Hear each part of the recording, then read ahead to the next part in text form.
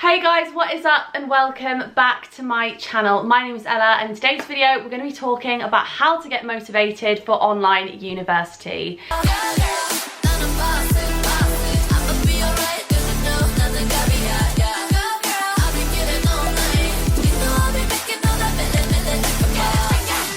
Now, I know for sure that I've been struggling with motivation when studying online. That's actually one of the comments that I get most from you guys, that you are struggling with online uni so much. And honestly, I relate because me too. But I've definitely found ways to sort of get around that, find ways to make online university way more enjoyable and get more done. Especially recently, I have had my workload ramped up a lot. And it has meant that I have had to basically dedicate more time to work than I ever have before. But with it being online, it is so much harder to focus. I don't know about you guys, but honestly, it is so much more difficult. So you have to find ways to make yourself more motivated, and that is what this video is all about. So in this video, I'm going to be giving you 9 tips on how to stay motivated during online university. The first thing I would say would be to get everything ready the night before. Like everything from your outfit, resources, any prep, tidy your room, you know, plan your meals out. Absolutely everything should be done the night before. You know, like when you used to be back at school and you'd like get your clothes out the night before and like hang them on your wardrobe, and you'd like, you know, do your packed lunch and, you know, all of that kind of thing. Treat online university the same. Honestly, I find that this has helped with my motivation so much, because there's nothing worse than waking up to do online uni and your room being a complete mess, and you then having to tidy your room and then do university. Like, that's just not gonna run. That's just not gonna run. You know the saying, if you fail to prepare, then you prepare to fail. That definitely rings true here. So get everything ready the night before, or prepare to fail. My second tip would be to get up at least an hour before lectures and get dressed. I think that is so easy to just do your lectures in your pajamas, and don't even get me wrong, sometimes I do that and I don't regret it, but I definitely find that when I get ready for the day and I do my hair and my makeup and like put like normal clothes on, I definitely find that I'm way more motivated and I get way more work done. And I don't know if that's just a psychological thing or like it genuinely just does make you feel more awake. I don't know, but I definitely found that getting properly dressed and like choosing a cute outfit has helped. I feel like I've been doing online uni for so long now that if I don't wear my normal clothes, then they're literally never gonna get worn. So number 3, make your work setup as pleasurable as possible. Now this is actually based in psychology. This is based in some scientific evidence. So if you've ever sort of learned about psychology, then you'll know about behaviorism, and within behaviorism there is a concept called operant conditioning. So it's basically all about positive and negative reinforcement of behaviors to sort of get you trained to do certain things. So in this instance, it is positive reinforcement. So let's say, I'm gonna give you an example. If you're working in a setup that is really miserable, really horrible, you know, doesn't smell nice, doesn't have good vibes, you don't really like being there, it's dark, whatever, then you're not gonna wanna work there, because you associate it in your brain with negativity, you associate it with something bad, and you think that when I'm gonna do work, I'm gonna be miserable. But if you make your work setup really nice, you put on nice music, you get an aroma diffuser, you get candles, you get really nice pens, you sit by the window, you make sure it's like really well aired, whatever, warm, cozy, comfy, then you're basically using positive reinforcement to encourage yourself to work, so that every time you go to work, you associate it as a pleasurable, positive experience. So that's actually something that will definitely help you. And I have found ever since I've had that in mind, like making my workspace as like positive and like lovely and pleasurable as possible, then I associate going to sit at my desk with like a nice experience, if that makes sense. And like in the same ballpark, I'll also like pick my favorite snacks, and I'll only eat my favorite snacks if I'm studying or if I'm doing online uni, because that way I associate with eating them with online uni. So it's all about positive reinforcement and making it as pleasurable as possible. My 4th tip would be to print out a timetable or a schedule and stick it somewhere that you can see it. Now this is technically optional, but I have found it's helped me feel more motivated to do my work. I actually have a little timetable stuck by my desk over there, and it's just got like all my deadlines coming up. It's got my like weekly lectures and seminars, it's got any meetings I have, and it just really helps me sort of stay on top of everything. I think it's so easy to fall behind and like get confused about where you are. I mean, like 90% of the time I don't even know what day it is. I don't even know what day it is. but we're out here and we need to do online uni. We can't be failing our degrees because we don't know what day it is, you know. But lockdown, I mean, with that said, lockdown really do be like that, but you know what I mean. So yeah, another tip I have is print out a timetable or a calendar or whatever and stick it on your wall and check it often. So my 5th tip is to take regular breaks. Now this is actually inspired by the Pomodoro technique. My housemate Andrew actually inspired me with this one. So he actually watches real-time study with me's that use the Pomodoro technique. So it'll be like 50 minutes on, 10 minutes off, 50 minutes on, 10 minutes off for like 7 or 8 hours.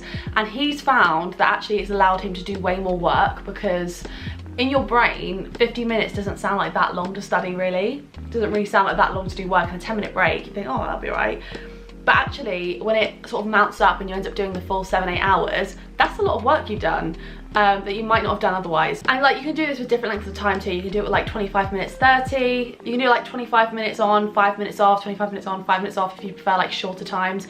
But I feel like 25 minutes doesn't feel as much as like 3 hours, for example. It doesn't feel as like, I don't know, grueling. Like sitting down to do 3 hours of revision is like, ugh, but sitting down to do like 50 minutes is like, oh, not too bad. Number 6 is to use the ABCD method and make a list of all the tasks you need to do each and every day. That's the first thing I do at the start of every day, is I make a massive to-do list filled with absolutely everything I have to do in different categories. So I'll have a general category. So because I'm at uni, I do have to look after myself, which means I have laundry to do, I have washing up, you know, I've got to clean the house every now and then, clean the bathrooms, whatever.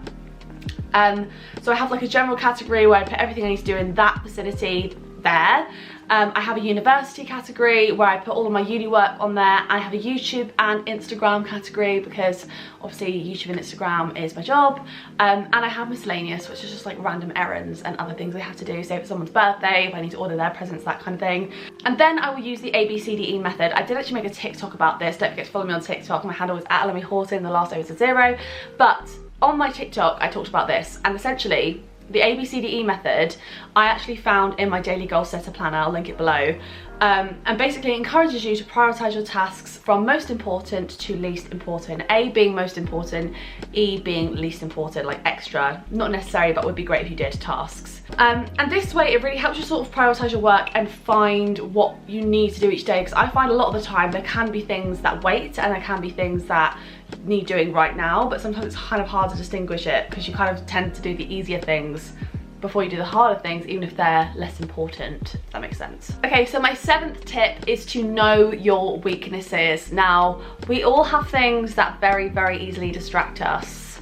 I know that I get very, very easily distracted, like honestly, most of the time.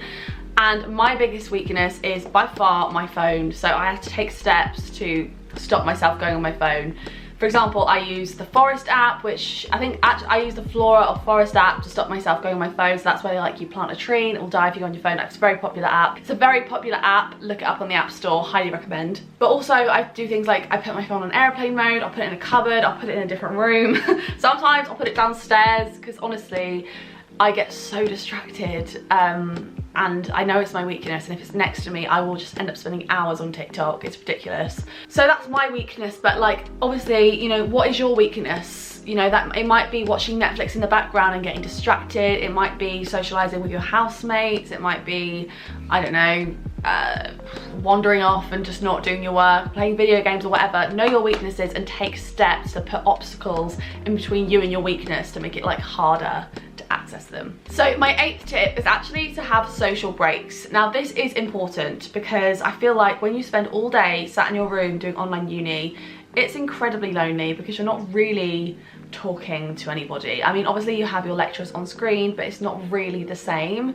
So it's very important to make sure you talk to the people in your household if you live with people. So, you know, if it's your parents, make sure you go and chat to them every few hours. Make sure you have a good conversation, catch up, whatever, go on walks with them. If you've got housemates, then make sure you're social with them. And obviously now I think we're allowed to go for walks with people. So if you are able to, then make sure you go for walks with, you know, people in your life that you still want to see. I can't even stress how important this is to make the most of social contact where you can. I think it's so tricky at the moment, obviously because of the pandemic, but it's still so necessary to stay social. It's a, you know, we're humans, we're social creatures. And my 9th tip is to get outside. Now my housemates will be watching this and laughing at me because my housemates Andrew and Amy are constantly going for runs, constantly going for walks.